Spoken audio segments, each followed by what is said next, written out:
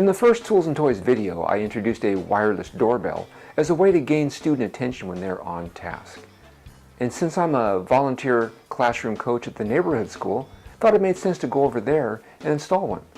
So I found a 5th grade teacher willing to try it out, installed it, showed him how it worked, showed the students how it worked, and then left him alone. Went back the next day, no surprise, he loved it, they loved it. And when I was talking to him later in the day, he pointed out that there were a couple times during the day when the activity was so loud the students couldn't hear the doorbell. So I just recommended, in that case, have another sound maker as a backup for just those situations. You can have as many sound makers as you want. In fact, let's go in the next room. I'll show you some of the sound makers I used in my own classroom over the years. If you're looking for a sound maker louder than the doorbell because of the level of noise due to the activity in which the students are engaged, 2 recommendations.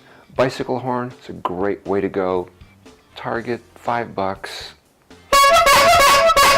That'll cut through a lot of noise. And this little slide whistle, one of my favorites. Either one of those will cut through a lot of noise clutter.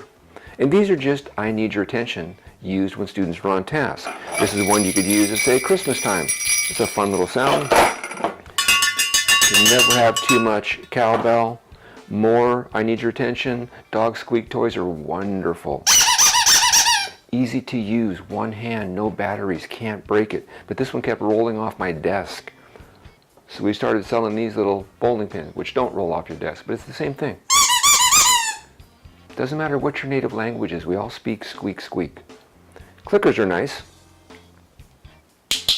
but they're kind of weak. These little frog clickers or cricket clickers, and they don't last very long. This is the one we sell. These are actually dog obedience clickers. Makes a nice loud sound. Hey, adhesive magnet on the back, slap it up on the whiteboard. It's always going to be where you want it to be. Another fun attention getter was that one. Just fun. And fun is a student need. Now a couple of these others send different messages. This is my son's product called Pick a Student.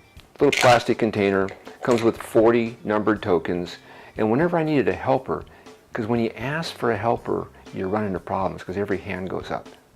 And since you're only going to select one student, you're going to disappoint everybody else. If I needed a helper, I just picked this up. And that sound told my students Mr. Morris is going to be grabbing help here. And look at all the numbers I see, which gives me discretion as to who I actually call upon to take this packet back to the office.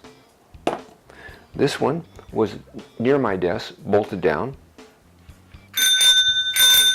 And that was an indicator to come to the carpet. But then I started using a song to indicate that, and the song was better.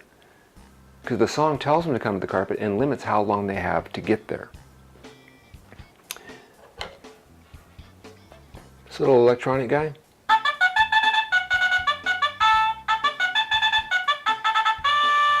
We use that to indicate when you should begin the 1-minute timed math test we would take every day. And when I first pushed the button and they heard the trumpet, they'd be grabbing that paper, which they already had, grabbing a pencil, and waiting for that trumpet to finish so they could actually begin. Now you can't overuse this one, little That's Easy button from Staples, but maybe once a week, collecting some important assignment, put that over by the collection box, and students get to press it as they hand in the assignment. That was easy. See, if you overuse it, it's going to get annoying. But once a week, as an incentive to get kids to turn those things in, that's not bad. I like that. These tone bars I love. Found these in the supply room in a set of tone bars, collecting dust. Nobody was using them, so I grabbed